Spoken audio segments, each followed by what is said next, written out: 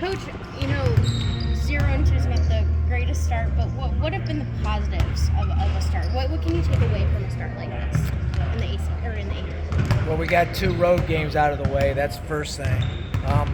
You look back at it. The worst team we lost to was a 139 net. UMass was an 80. People prejudge like what teams are. Both good teams. I think Santa Clara was low 100. Princeton's a 26, I think. And Nebraska just pounded Purdue last night. So those are our 5 losses. So we haven't lost to a bad team yet.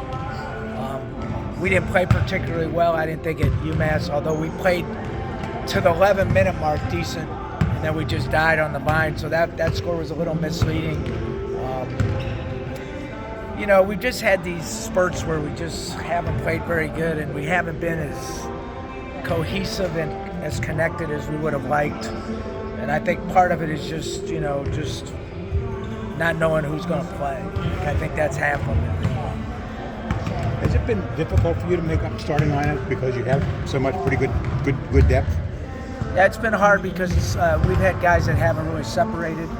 And, quite frankly, starts at the top. Like, we have to do better with them, and our best players have to do better. We're not going to win much if they don't shoot a little bit better percentage. And with that being said, other guys have to create more opportunities for them.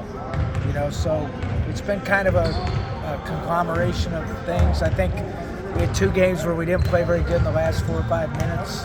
Santa Clara and Loyola.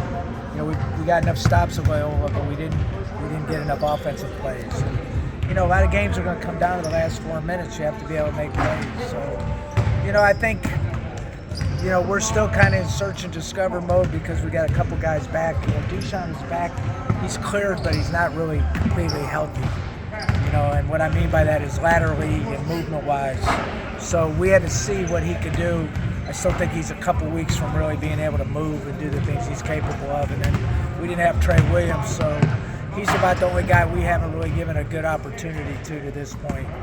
So at some point we've chosen to give the older guys the first look, which I think is only right. And he's the only one that really hasn't had that opportunity yet. Is that kind of due to maybe the timing of the injury and the fallbacks and just bad luck on his end? Or is there more to it? It's timing. There's no question. But he's played a lot of games here and deserves a good look. Then we have other guys that, are pushing the envelope. Like DeMichael had a good game at Loyola, and I said that from the beginning. I thought he's a good player. I still think Matoush and Jakob are good players. So at some point, you have to produce in order to play, and so that's kind of where we're at right now. When did Williams get hurt? He got hurt at the Charleston game about midway through.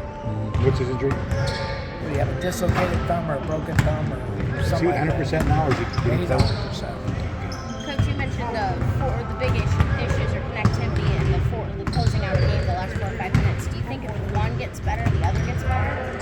Well, there's no question that if you're connected and cohesive and make sacrifices and care about winning, would probably play a little bit better. I think, we probably played those guys a lot of too many minutes as well, so in order to close out games, you got to be fresh too. And then, some of it is just understanding what you have to do to win games. Is this the year the A-10 gets 2 in the tournament? I think if everything goes right, it depends, if Dayton runs the table and gets beat, I think they'll get in. I think we'll see who can make a run right now. Like, who's going to be that next couple teams that can make a run? The problem we have is, like many pretty good leagues, we may eat each other. For us, though, the biggest thing is getting through these first 6.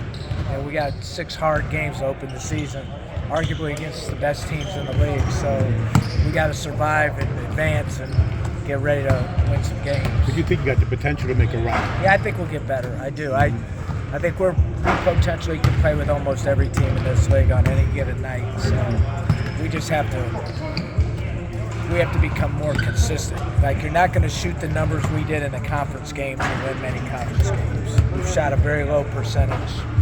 We've done some good things. We've rebounded the ball at a fairly high level. We've turned people over at a pretty high level, but we haven't played well enough offensively. How do you build that consistency, especially where you're at in the season? In January. I think it's clear. It's like any other sport. You just have to find the right combinations. The Steelers are an example. The Penguins, they're starting to play better right now, and I think that's what happens throughout the season. You got to find the right mix in order to really win. You've talked at times, Keith, about the importance of the inside game, just becoming more comfortable and becoming more consistent. Just how important now this time of year is it for those multiple guys to just get healthy, just to give guys rests? Well, we haven't been able to throw the ball consistently to the block. Now, we've been able to get some roll-through dunks and some roll-through lobs and things like that. David Duquesne had a good game last game, but we still have to develop that area in order to really be able to get a basket when you need one from the inside. Speaking of David Duquesne, how have you really seen him grow this season from beginning to now? He's making progress. He has to be more consistent. He had a high-level game last game, and then we didn't start him last game, not because he shouldn't start, but we haven't been able to keep him on the floor, and he keeps fouling. So that's the next step, is playing without fouling and playing when he's tired and being more consistent when he's tired. I'm trying to remember. You're going to sell out here before Friday night? While you've been here? You're going to have to ask the people here. I would say no. But is this one a sellout? It's supposedly. It'll be the first sellout in your tenure then, right? Okay, I guess so. I'm just asking. I think it's right.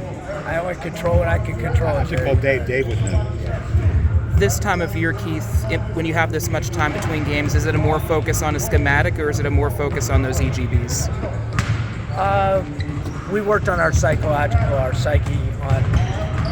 We gave him Sunday off, and then what's today? Wednesday? Yes. Yeah. I shouldn't ask that, should I?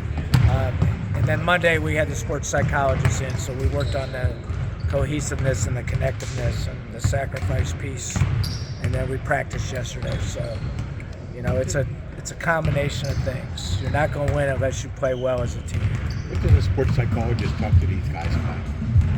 Well, they do most of the talking. He listens. Oh, really? So we just dealt with connectivity, sacrifice, caring about winning. Do you sit in on the meetings? Does the whole team gets together? Whole group. Have you always done that? Yeah, I've done it for 20 years. Oh, yeah? Over 20 years. Since Little Drew was high school. Oh, okay. But we got a good one, so we got to utilize that. So. Coach, how do you balance the usage of guys like Jimmy and Day-Day? Just because when you know they're able to score, they're going to produce good stuff, but like you said, you don't really work. Well, we talked about, just demanding more and expecting more from them as well, and then, be willing to come out of the game with a good attitude. But, we have to keep them fresh. It's a long year. And then again, we have to find ways to get them to the level they were playing at last year. Who is your sports psychologist? Dr. Joe Carr is his name. Look him up. He's a high-level guy. C-A-R-R? Yeah. He's an NBA. Worked with a lot of great college teams. How long have you known him? Longer than any coach in this country, probably. Really? So I probably used him more than anybody. You use him in Akron? Same beat. Going back to LeBron. Oh, okay. He's really high level. Keith, this is a Dayton team that obviously has some new wrinkles to it. Just what you can share, a scene on camera, just from this team that makes it so successful? Well, they shoot the ball. They got the best big player in the league. Good understanding of what they're trying to accomplish. Good defensively. Well coached. It's just a typical Dayton team. I would say if they have a weakness, they don't have unbelievable depth because they've had some injuries. But their top 7, 8, 9 guys are pretty good. Seems like Holmes has been one of those guys that seem to be in trouble in the past and makes him such a great player. Say that again. Holmes, the top forward, it seems like obviously one of the players giving you trouble in the past and makes him such a great player, hard to land for. Well, he's big and he's shooting the ball better now too from the perimeter. So everything they do kind of goes through him. So we have to have some answers now. The question, VCU beat them last year and didn't double them at all. They took their lumps in the first half. And if you double them, they'll throw out and beat you from the 3 line. So you got to pick your poison a little bit. So, I think everything starts and finishes with him. So, like, if you can get him in foul trouble or you can, be physical with him, get him a little out of his game, I think it changes the game. But then the other guy is, Elvis, who coming off a little injury, but I think he'll play. He's another one that kind of can break you down, and then they shoot it with Correa and Santos and those guys. So it's a difficult cover because they got you spread out so much. So and they got you spread out, and then they have the post presence, so that makes it really hard. What kind of a learning opportunity is it for your big guys going up against a player like that? We're not really that concerned about the learning. We're just concerned about winning. So every day is a learning experience, obviously. So we have to have a humbled arrogance about us. We have to respect them, but we can't respect them so much that we don't compete. And so that's really how we got to approach it. I like that humbled arrogance. Humbled arrogance. First 2 games combined, you've only allowed 6 3-pointers. UMass and Loyola aren't elite 3-point shooting teams, but as you said before, that Duquesne's issue has been efficiency. And Dayton's top 5, they don't take a lot of shots because they play slow. But is it more important to deal with Holmes or to make sure that those guys don't go out from 3? If you have to sort of pick your poison, is there one that you prefer to deal with? It's a great question because he's good enough to beat you by himself if you don't man up and keep him away from the basket. And then he's making threes. He made 3 threes last game too. So I will tell you this: it's kind of like Jokic. I won't use LeBron. It's kind of like Jokic. If he gets assists and points, you've got big problems. So if this guy gets assists and they get threes and he scores, then we have problems. With his ability to stretch the floor, is this a game where maybe David Dixon's the only one that can guard him all the way on the court, considering Chabi and Verchix aren't necessarily the most mobile? And with his propensity to get into foul trouble, are you concerned that playing him too much could get him stuck on the bench? I don't think it's so much him shooting threes because they can't guard him. He stands there and makes open threes. So he's setting a lot of ball screens. They're getting downhill. You got to help. Now you got to get back to him, which is damn near impossible. So that's kind of where he makes his threes. So it's not so much that, but they also use him high and drive it. So that puts some pressure on, and he's a pretty big, strong kid. He's not like when he was a freshman. So that's the bigger thing is when they spread you out and he drives you, who's mobile enough to guard him and stay in front without fouling. So I know I didn't really answer the question, but that's pretty much the gist of it. Day and Trey Clark have taken over 51% of the shots in the first 2 games. Do you feel like, especially Clark, is doing a little bit too much at time, which also leads to the turnovers? And do you prefer if Kareem maybe takes more role as a passer, or as a shooter if you're not going to get too much production from the front court? Well, we talked about with Kareem about being more aggressive, and more aggressive means creating more opportunities both for yourself and for your teammates. I thought he did a much better job against Loyola of not just being, a role guy, but kind of creating some things. And to answer your other questions, obviously when Trey Clark makes 8 turnovers, then there's something wrong. 7 turnovers, whatever it was. So he's just got to do better. He's got to do less.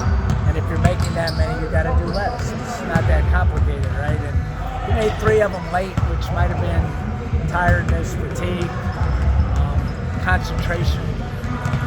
Again, I think sometimes when you have an older team, it's a little more difficult because it's their last go-round and they're nervous about what's going to happen next, all 8 of them. So I think that's probably been our biggest issue is, just trying to keep them in the here and now and not worrying about what's going to happen next. If they do what they're supposed to do, they'll all be taken care of. It's a good question.